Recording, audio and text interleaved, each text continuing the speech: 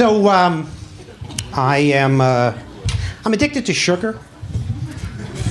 Yeah, and if I'm going out to eat somewhere, if I'm going out to get dessert, I can go to a French restaurant. I can go to an Italian restaurant. I can even go to an American restaurant. You know where I don't go when I want dessert? I don't go to a Chinese restaurant. I don't understand them. They've been cooking for 3,000 years. Shrimp, chicken, beef, pork, all mixed up in 9 million combinations.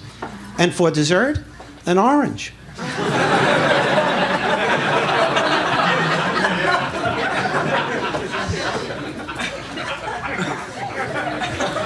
Now, don't get me wrong. I'm very excited they sliced it. But they're not even keeping the good stuff in the back. It's not like, oh, you don't want an orange. How about some, vanilla ice cream?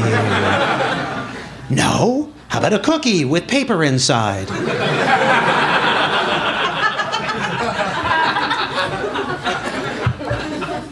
I always want to look at him and go, you know what? Give me the check. I'll put some sugar on it. I'll eat that.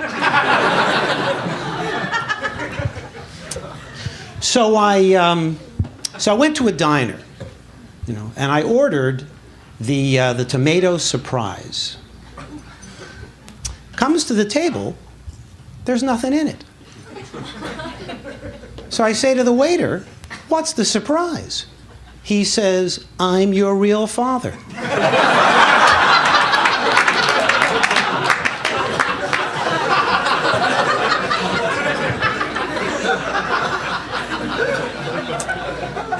I was surprised.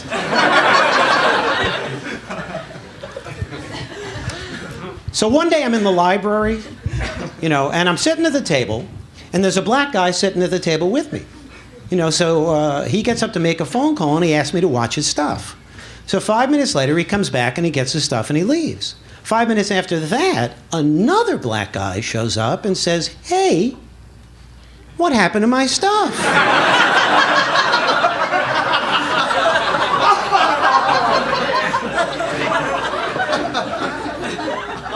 So I thought, apparently all black people look alike to me. But I figured all white people look alike to him, so I told him I just got there.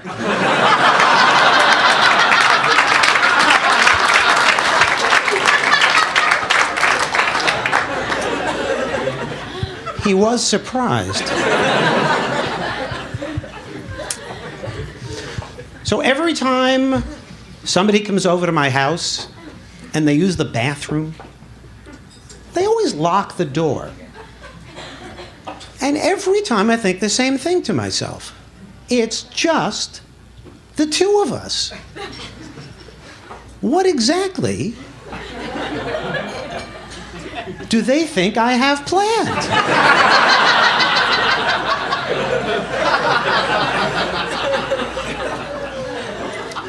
If I'm going to attack them, why would I wait till they're in the bathroom?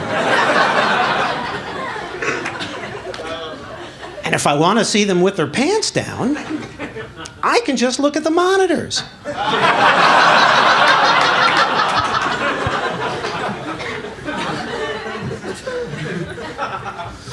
So I'll tell you what amazes me about the whole thing with the priest scandal and all that stuff. I'll tell you what amazes me about it, is they kept acting like no one knew about this. It's always like, shocking priest scandal, so shocking, nobody knew, it's so shocking and surprising, and who didn't know?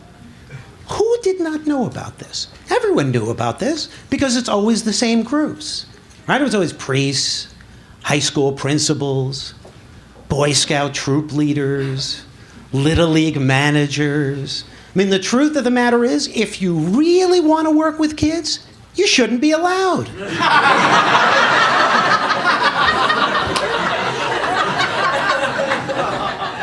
It's a very simple rule. You want to work with kids? Yeah, you can't.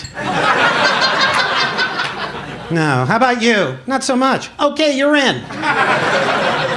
Hey, you're not drooling. We like that. So crime is down. Crime is down around the country, a lot less crime. And you know what concept I've never really understood is this concept of hate crimes. I don't really understand the point of this. I really don't. You know how this works? I'll tell you how this works. The way this works is somebody commits a crime, there's one punishment. But if they did it because they didn't like you, then the punishment goes up. Maybe my priorities are wrong. But if someone's mugging me, I just don't care whether they like me or not. Because I gotta be honest. Once somebody sticks a gun in my ribs or hits me over the head with a pipe, I don't think we're gonna be friends anyway.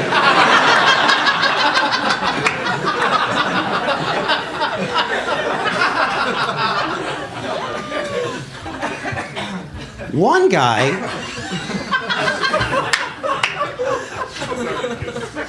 guy got out of jail.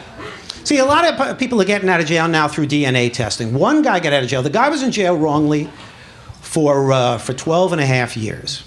Right? The guy was in jail for killing a cop, but he didn't do it, and they let him out. The question is, what do you give this guy? The guy was in jail wrongly for 12 and a half years? Boy, freedom? Not really enough. Now, I was thinking maybe a free kill.